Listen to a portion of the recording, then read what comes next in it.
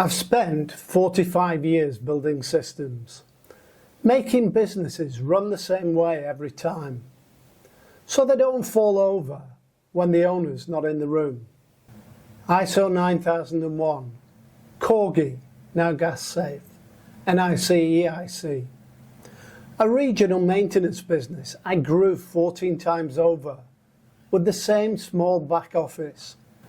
And recently in Neon, turning the daily records of a huge development, work that took about 10 staff, into one automated, forward-looking management tool. This past year I've gone deep on AI. Properly deep. How to build the systems underneath it, so it learns and grows without repeating itself. Systems are the thing I'm actually good at. So when I decided to build one for my own business using AI, I thought, this will be quick. It wasn't. I made a mess of it. I overbuilt it. I let it sprawl into something I couldn't control. I burned time and money on it. And at one point, I had to stop, strip the whole thing back, and start again, with the discipline I'd have insisted on for any client. Now I could edit that out and just show you the tidy version.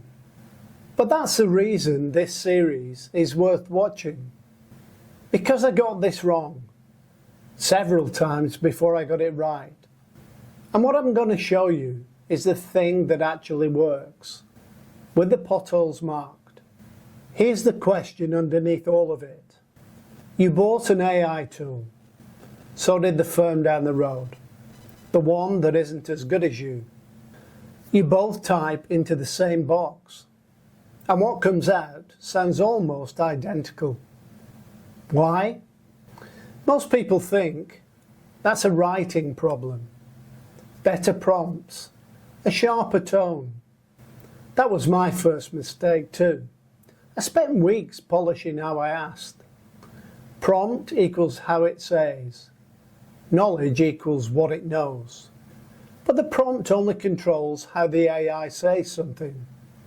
It doesn't control what it knows when it sits down to write. And the knowing is the whole game. When your knowledge isn't stored anywhere the AI can reach, it writes from the average of your whole trade, plus whatever you typed in the box. And the average of the trade is the exact thing that makes everyone sound the same. So what I set out to build, after taking inspiration from Nate B. Jones, isn't a tool you buy. It's a brain for your business. A private store of what your firm actually knows, wired so the AI draws on it first. And here's what makes this series different. I'm not going to lecture you about it. I'm going to build one, on camera, from a blank screen, and you'll build yours alongside me. More on that at the end. First, the picture, and the first place I went wrong. Here's my first mistake, and it's the one nearly everyone makes. When I first tried to fill this brain, I gathered the obvious stuff. Project names, photos, a one-line scope, the client. I fed it in. The output got a bit more detailed, but it was still generic. Still could have been any firm. Because what a good firm actually knows doesn't live in the project names. It lives in 3 layers, and I'd only captured the shallowest one. Layer 1 is project knowledge. The real version of what happened. The conditions on site. What was hard. What changed and why. And to be fair, a competitor with decent records can probably match you here. That's the layer I'd built. No wonder it read generic. Layer 2 is commercial knowledge. And this one almost nobody writes down. How you think about risk. What you protect in the contract. The position you hold when a client pushes. That's the layer a serious buyer is really reading. Because they're not asking, is this a good firm? They're asking, can I trust this firm's judgment when something goes wrong on my project? Layer 3 is delivery knowledge. How the team really works. The standards you hold. What you change because a past job taught you something. That's inside your business and your head and nowhere else. The point for now, I'd built layer 1 and wondered why it was flat. The value was in the 2 layers I hadn't captured. To get those layers out of my head, I needed somewhere structured to put them. 5 buckets.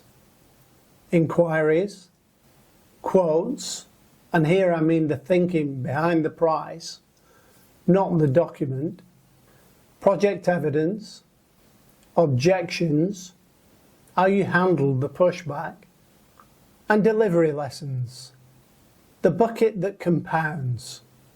Good structure, but here's my second mistake. I treated them as a project, a big sit down, download everything at once project. And it died, the way every project dies when you're actually busy running a firm. What actually worked was small. A line after a quote. A note when a job finishes.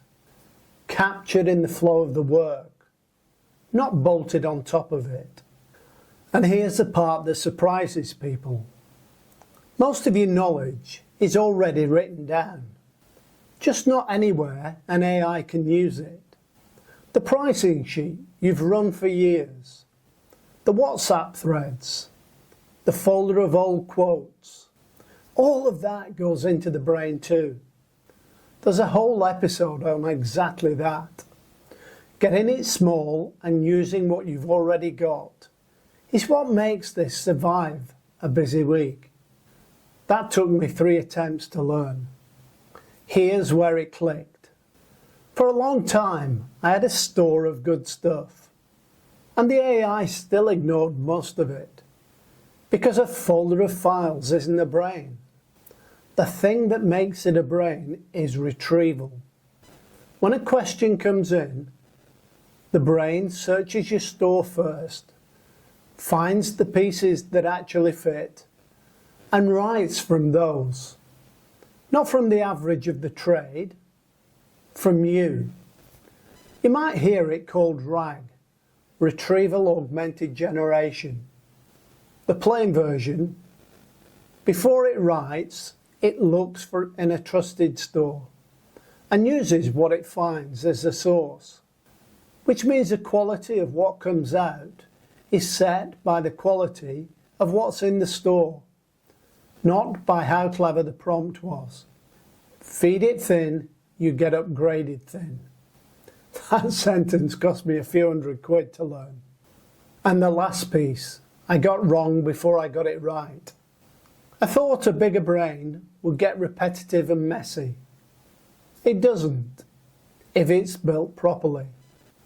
It takes in what's new, a decision, a change of direction, and it leaves everything already settled where it is. So it gets sharper the more you use it, not samey.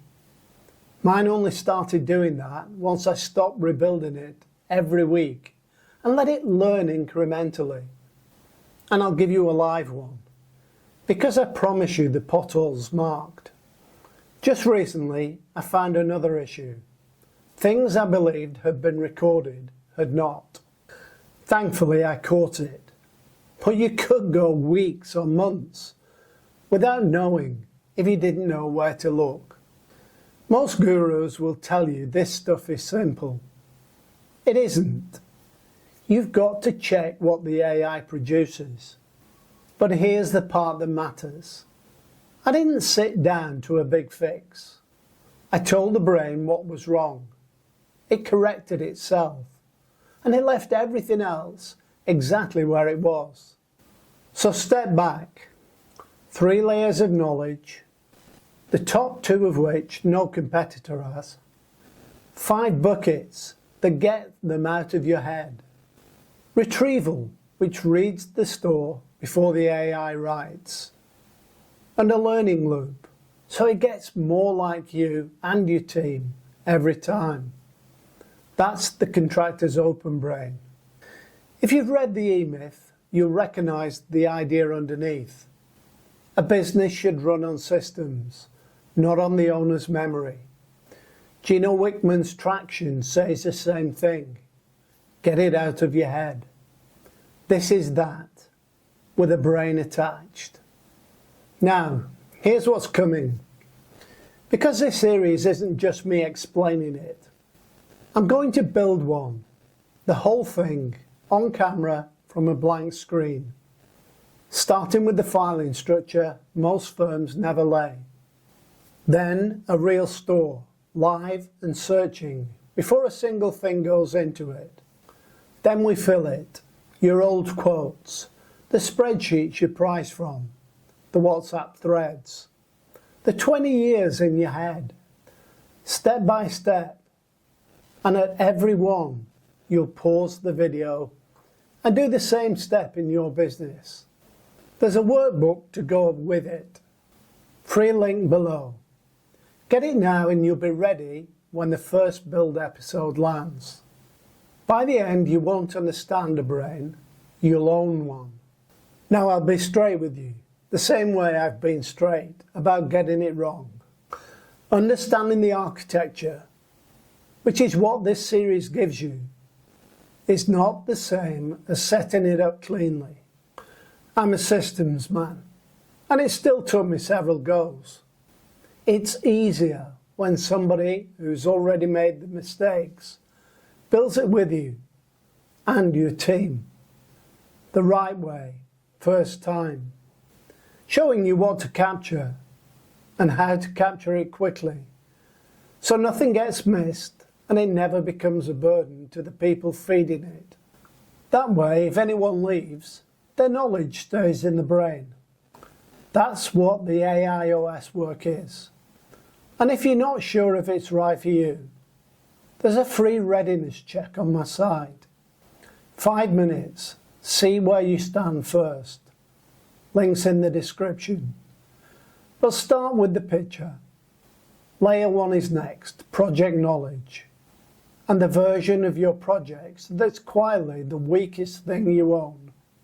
And finally, a quick note of apology that this filming was slightly delayed, as in Thailand, where I'm now based, at 7 AM this morning. I was up and ready to watch the England versus Mexico game. While waiting for the storm-delayed kickoff, I discovered that slight issue I mentioned earlier, and I was able to get the AI to self-correct while I enjoyed the game, right through to Captain Kane's passionate, voice-broken interview, after celebrating singing with the crowd, after a really well-deserved victory. This is real and achievable right now, and it can make a huge difference to your business if you have the belief that AI can benefit your business. If you need any help, reach out. All the details are in the description below. See you at layer 1.